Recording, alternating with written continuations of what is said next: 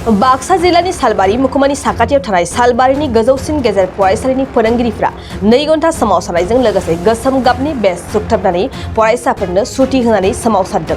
सालबारि गोजौसिन गेजेर फरायसालियाव फरायसा फरायसुलिफोरखौ खावसे क्लास बन्द खालामनानै गासै फोरोंगुरुफ्रा गोसोम गाबनि बेज सुख्थाबनानै फरायसालिनि लांगोनायाव सोमावसारदों।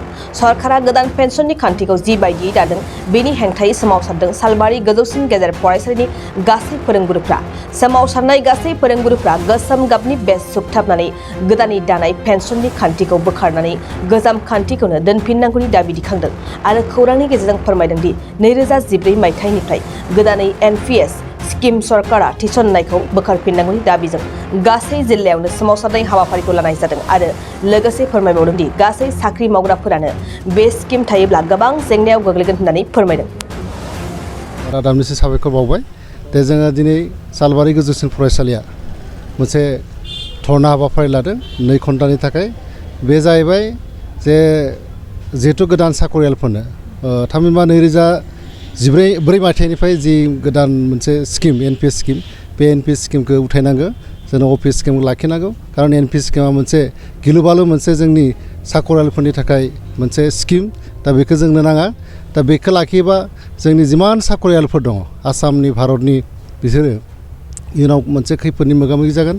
दा नोंथांमोना मिथिगौ जायफ्रा दाबावै गोदान साकरि जयेन जानानै रिटायार जालांबाय थादों, जेरैहाय 2018 मायथाइयाव साकरियाव जयेन जानाय जायफ्रा मास्टार बिथांमोननि जि माने पेन्सननि दरमा जों खोनानो मोन्दों बिथांमोना 1000निफ्राय 1500 1800 2000 बिदिल' मोनो। दा बे रोखोम दरमाजों बेखिनि दरमाजों सासे बयगस्थ मानसिया माबोरै सोलिनो हागोन बेखौ नोंथांमोना एसे बिजिरनांगौ। दा बेखायनो बड'लेण्ड बे रादाबनि गेजेरजों जोङो आसाम सरकार भारत सरकार खावलायनो नागिरदों जे जोंनो जिमान साकरियाल दङ दा बिथांमोननि इयुना जाहाथे गोजों जायो, साकरि जिउना जाहाथे जोबखांनायनि उनाव मोजाङै मोजां आलो गोजोनै संसार जालांनो हायो, बे लेखा जोंनो अल पेन्सन स्किमखौ पुनर माने रेस्टर खालामनांगौ, गायसनफिननांगौ। बेखौनो जोङो आसाम सरकारखौ खावलायदों। नोंथांमोना सालबारियावल' बे सोमावसारनाय हाबाफारिखौ लादों। दा बे सोमावसारनाया अकल सालबारिल' नङा, जे आसामनि खना खनला जिमान माने अनुस्थान प्रतिष्ठान दङ, सोलोंथाइ फसंथानल' नङा गुबुन गुबुन मावख'फोरावबो बे हाबाफारिखौ लादों।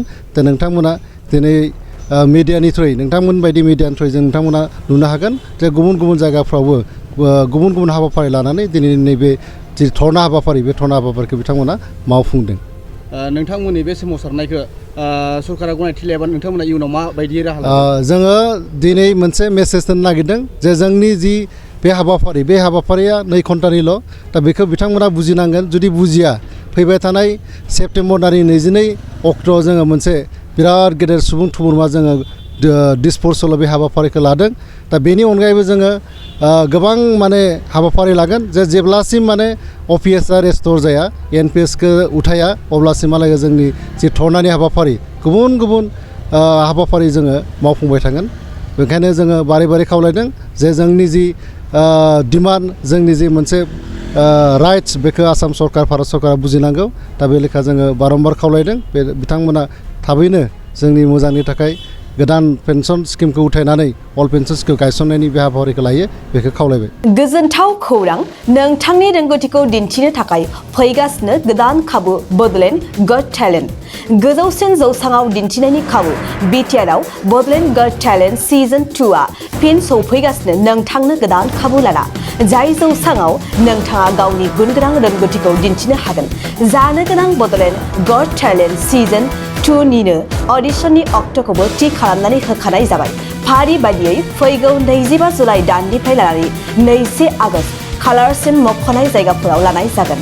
मख'जाथावदि अडिशन रेजिस्ट्रेशननि खालामनो थाखाय 8399890945 9101102339 आरो 9577573499 जानबुं अनजिमायाव जगाजग खालामनो हागोन।